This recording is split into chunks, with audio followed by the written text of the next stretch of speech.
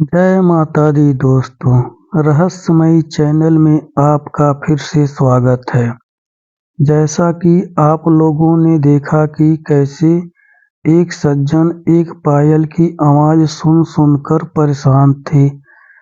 दिन पे दिन उनकी परेशानी बढ़ती ही जा रही थी। अब कहानी आगे। और वो उस रात उसे गाल पर छोटा-सा चुंबन करके चली गई। और उसके बाद वो डरते-डरते अपने बिस्तर से उठकर इधर-उधर देखते हैं मगर कोई दिखाई नहीं देता। फिर वो सोने का प्रयास करते हैं मगर उस चुंबन का एहसास उनको सोने नहीं दे रहा था। बार-बार वही चुंबन इनके दिमाग में घूम रहा था और यही सोचते हुए सारी रात बीत गई। मगर एक चीज़ उनके दिमाग में घूम रहा था, वो कौन थी, कहाँ से आई थी और हमें क्यों परेशान करती है। मगर उनका कहना है कि उस रात की परेशानी में भी आनंद आया। फिर सुबह-सुबह अपने एक दोस्त के पास जाकर सारी कहानी बताते हैं कि उनके साथ क्या-क्या और कैसे-कैसे हुआ। ये बात सुनकर उनका दोस्त अचंभों में पड़ गया। क्या ऐसा भी होता है? तब वो बोले, हाँ यार, ऐसा ही हो रहा है। इसलिए हम तुम लोगों को अपने पास सोने के लिए कह रहे थे। मुझे उस समय बहुत डर लग रहा था। तब उनका दोस्त बोला, अब नहीं लगता डर क्या? तब वो बोले, यार तो डर लगता है, लेकिन कल रात जो हुआ उसमें डर में भी और मज़ा भी। तब उनका दोस्त बोला, चल यार हम भी चलेंगे तेरे साथ सोने। तब वो बोलते हैं कि यार जब मैं इतनी सिफारिश की तब तो कोई गया नहीं। अब तू अपने आप कह रहा है कि मैं भी सोने चलूँगा। चल कोई बात नहीं, एक से भले दो रहेंगे। मैं तुझे साथ ले चलूँगा, डर भी नहीं लगेगा। तब इनका दोस्त बोला, यार हमें तो अकेले ही सोने की आदत है। तब वो बोले, कोई बात नहीं, एक और चारपाई ले चलेंगे। फिर रात हुई। दोनों अपने-अपने घर से टाइम से निकल जाते हैं और जिनका गेहूं वाला काम था वो लोग अपना सारा काम खत्म करके घर चले जाते हैं। अब ये दोनों वहीं अगल-बगल में चारपाई डालकर सोने लगते हैं और थोड़ी देर बाद दोनों को नींद आ जाती है। कुछ देर बाद जो इनका दोस्त था वो चीखते हुए उठा और उनकी आवाज़ सुन के ये भी उठ गए और बोले, क्या हुआ, तू इतना चीख क्यों रहा है? तब वो बोला, यार कोई मुझे चारपाई से नीचे गिरा दिया। तब वो भी बोले, यार तू तो बिस्तर पर ही है। तब उनका दोस्त घबराते हुए बोला, यार मैं तो देख रहा था कि कोई मुझे बिस्तर समेत उठाकर नीचे पटक दिया और मेरी आवाज़ भी नहीं निकल रही थी। और तू कहता है कि यहाँ पर पायल की आवाज़ आती है, बाल सहलाती है। साले रोज तुझे डराती और मारती होगी और मुझे झूठी कहानी सुना के अपने पास सोने के लिए ले आया। तब वो बोले, यार तुझे क्या हुआ, तू तो सही सलामत बैठा है और तू सपना देखा होगा। तब वो बोला, अगर सपना देखा होता तो सारा शरीर क्यों दर्द करता, जैसे लगता है कि मुझे किसी ने पटक-पटक के मारा हो, इतना दर्द हो रहा है। तब वो बोले, आ मेरे पास सो जा, कल से मत आना। और किसी तरह वो रात बीत गई और वो अपने घर चला जाता है। उसके उसके बाद जो इनका रोज का काम था उसमें लग जाते हैं। फिर रात हो गई और सोने के लिए वो अपने बिस्तर पर गया और सोने लगा।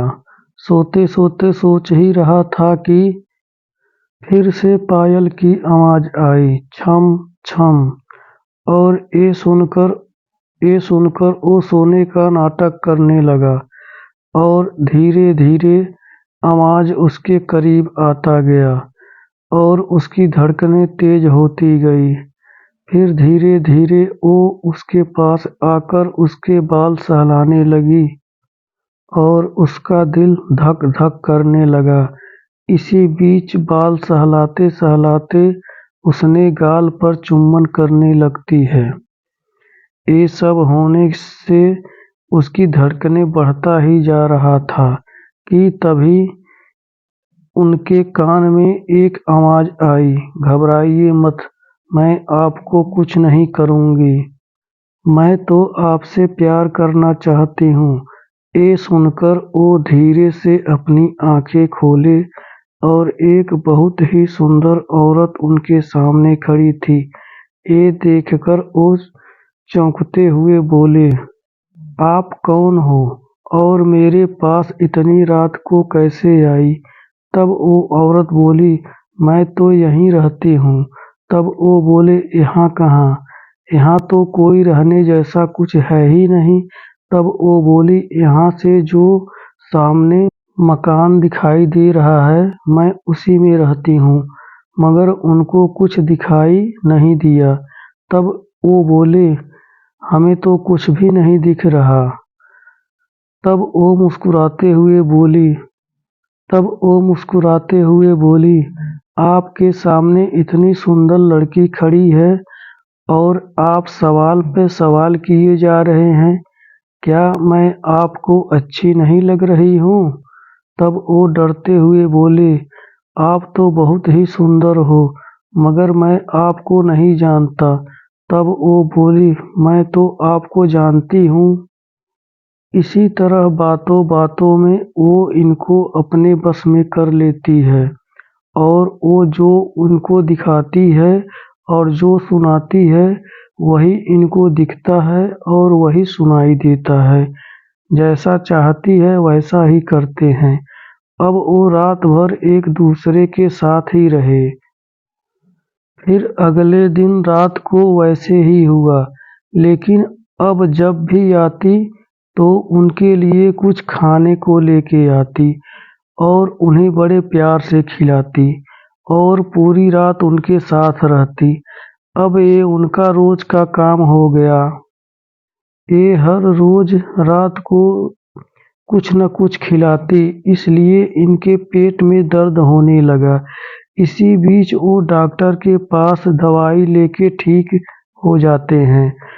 अब उनको रात में कोई परेशानी नहीं थी, लेकिन दिन में उनका पेट दर्द करता। एक दिन डॉक्टर बोला, आप क्या खाते हो जो आपका पेट इतने दिनों से ठीक नहीं हो रहा? फिर डॉक्टर से दवाई लेके अपने घर आके डॉक्टर के बात पर ध्यान देते हैं तो उनको पता चला कि लगता है वो जो रात को खिलाती है कहीं उसी में तो कुछ गड़बड़ी नहीं है। लेकिन वो तो बहुत स्वादिष्ट होता है, उसमें क्या गड़बड़ी हो सकती है? फिर भी पता तो करना ही होगा। फिर रोज की तरह रात में वो आई और इनके बातें करते करते बोली, ये लीजिए, मैं आपके लिए कितना बढ़िया चीज लाई हूँ, खा लीजिए। और उनकी ओर हाथ बढ़ाते हुए बोली। तब वो बोले, मैं आज खाना ज्यादा खा के आया हूँ, थोड़ी देर बाद खा लूंगा। और वो साइड में रख देते हैं।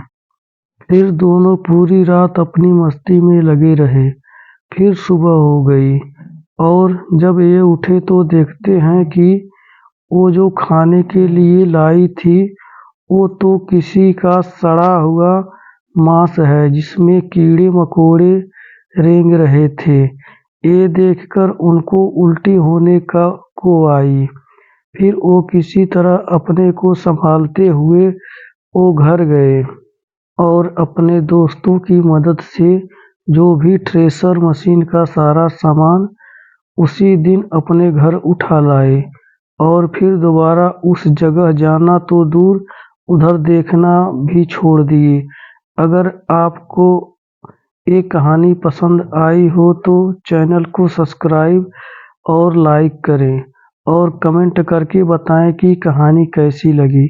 नमस्कार।